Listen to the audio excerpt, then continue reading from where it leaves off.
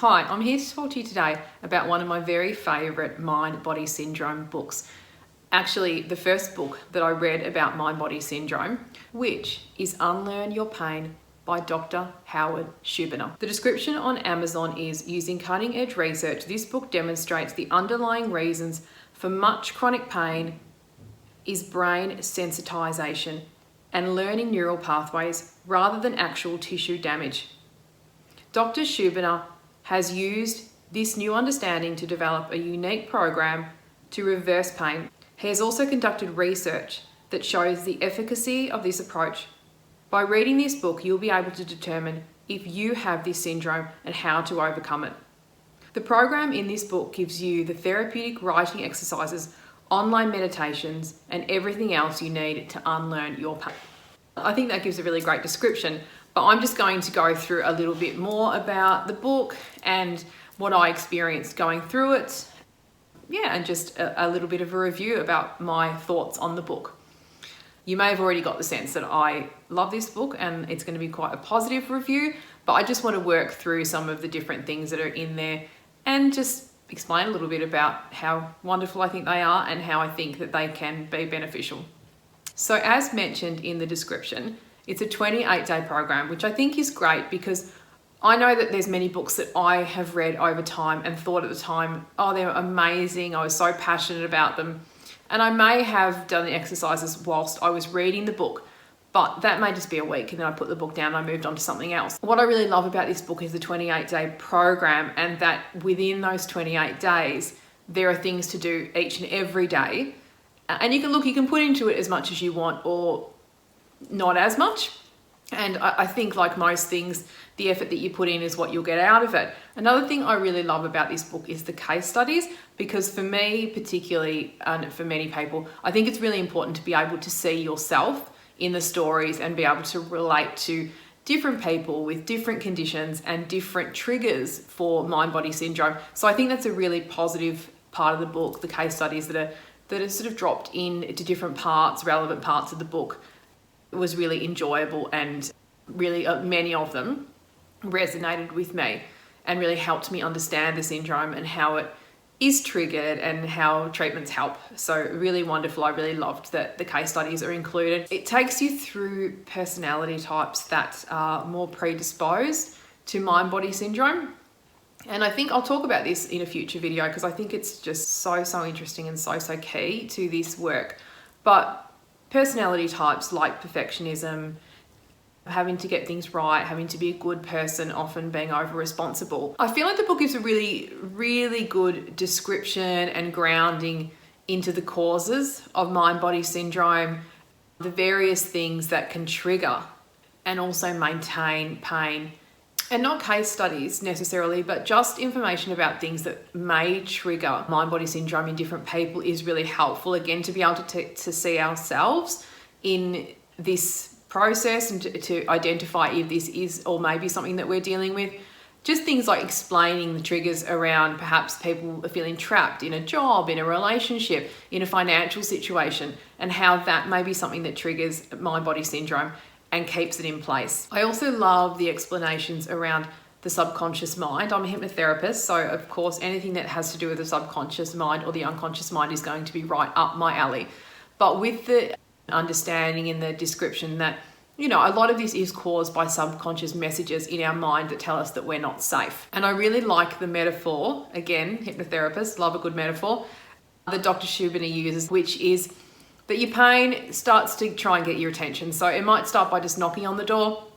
The knocking might get louder, and if that's ignored, it'll start ringing the doorbell. And if we still ignore the doorbell, then a rock will be thrown through the window. It will escalate over time, and our conditions will get worse often until they get our attention because they have a message for us. There's a really wonderful worksheet on self-diagnosis, so you can work through that and see if the condition that you have is likely to be mind-body syndrome, because doubt is a really big thing in mind-body syndrome, and people who doubt that they have mind-body syndrome probably don't get the amount of success that others do. If you truly believe that you have mind-body syndrome, then you'll really put yourself into this and you'll do the work, and you're much more likely to do the exercises and work through your emotions, work through your fears. Whereas if you doubt, then you're much more likely to go, oh, maybe it's that or maybe it's not, and continue down another path. So I think doing the self-diagnosis is really important and is really key to having the motivation to want to go and work through the 28-day program.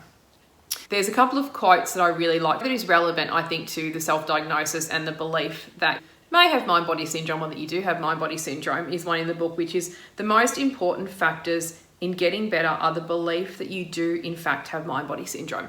So yes, very important, I think, to do the self-diagnosis and really be able to see yourself and see if it is something that you're dealing with perhaps or not. Dr. Schubiner, however, suggests that even if you are doubting that you have mind-body syndrome, that is worth starting the program and seeing how you go.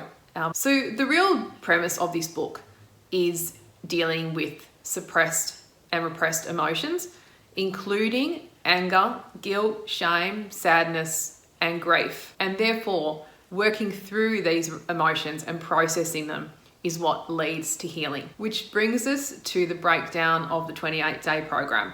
So the program is broken down into weeks and also days in some cases, but generally there's a chapter for each week and there's a number of exercises under each of the weeks.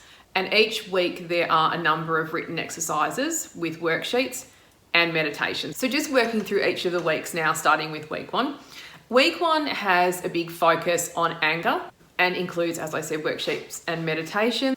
And I think it's really important going back to when I did this work probably 18 months ago, that you start off strong and that you commit to doing a writing exercise and a meditation per day if possible. Week 2 focuses more on the past and seems to have more of a focus on guilt and shame. One of the exercises I really loved in week 2 was unsent letters, where you choose a person who you may have had issues with in the present or the past, someone who is in your life, somebody who you're estranged from, perhaps even somebody who's not living anymore, and writing them a letter expressing your feelings and not sending those letters. So I live by better out than in. So when working through these things, I would rather get those emotions, get those thoughts, get those feelings on paper, particularly knowing that no one ever is going to see them and I'm never going to send them. Actually, I believe that I burnt them because I was concerned that somebody would pick them up and read them. And knowing that I was going to do that allowed me to go for it and to say exactly what I feel now, what I had felt in the past, and just letting it go. And I just felt that so cathartic and so freeing. 3 moves into more present and future thinking. And what I liked in the exercises of this week was the dialogue. So a written dialogue that you do, again, with probably similar people that you did with the unsent letters. But in this case, it's like having a conversation with them and writing it down. So it's a 2-way conversation where you'll write something and you'll write their response back. And again, you can do it with people in your life currently, people in your life in the past, but choosing people where you think that you have unsaid things attached to that relationship. Then we move into week 4, and week 4 is a really upbeat week because you're now looking at more self-acceptance, self-compassion, kindness. And what I really loved was about week 4 is to looking at adding regular things into your life that bring you pleasure. Because I think it's clear when you work with people who are experiencing mind-body syndrome, what happens is they are caring for everybody else and not taking time to care for themselves. So I really love week 4 and bringing back in more of that self-care, self-kindness, time, just time for care. So that is the 28-day program, my experience with it. Wonderful book. The only thing I would say that I would like to have seen more in the book, and I'm seeing it more in the more recent mind-body syndrome literature, is the connection between irritable bowel syndrome and digestive issues and abdominal pain and mind-body syndrome. For me, that is a pretty classic mind-body syndrome manifestation and something that I dealt with for a very long time. And whilst the book was wonderful, I didn't see myself in that condition in this book. So whilst it was vastly helpful and it really helped me work through so much stuff, so many triggers, so many suppressed emotions, and bringing that self-kindness and that self-compassion into my life more and more, I still feel that there could have been a bit more reflection and a bit more information about such conditions. But rating the book 5 out of 5, of course, wonderful book. And I recommend if you feel that you might have mind-body syndrome because you're experiencing back pain, neck pain, chronic fatigue, fibromyalgia, any typical mind-body syndrome conditions, but also chronic pain, pain that hasn't healed and where the doctors have said we can't help you, I would absolutely recommend reading the book and doing the exercises. So yeah, read the book. If you like the video, like and subscribe. If there's any other books you'd like me to review, pop it in the comments. That would be wonderful. And I hope to see you soon.